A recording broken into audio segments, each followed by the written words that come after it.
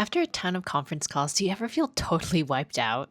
This phenomenon is called Zoom fatigue, and new research sheds light on why it makes us feel so exhausted. Previous research has suggested that Zoom fatigue is caused by long periods of unusual eye contact, awkwardly having to see yourself on camera, and even being hyper aware of your facial expressions. But a new study actually tested all of these different things and found that it didn't actually predict fatigue. The one thing that they found that is predictive of Zoom fatigue is actually feeling physically trapped in front of a screen.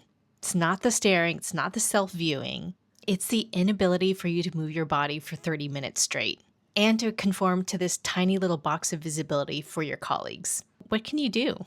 Although completely going off camera for the whole meeting might not be an option, because there are these nonverbal cues that are really important in one, getting your communication across and also building rapport, maybe you can actually go off camera for maybe 5 minutes if you've been on a long stretch of meetings, just to move around and not feel like you're constrained to one single area.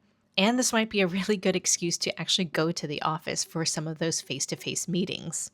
And if you really want to, you could invest in a camera that actually can track your movement so you don't have to feel like you're staying in one spot. You can actually move and the camera will track you. Me personally, I might be a little bit uncomfortable with that, but it is a way to not have to stay in one spot all the time. So the next time that you have a string of video conference calls, that fatigue isn't just in your head. It's actually real exhaustion. Not necessarily in having to see ourselves, but actually in restricting our movement for long periods of time.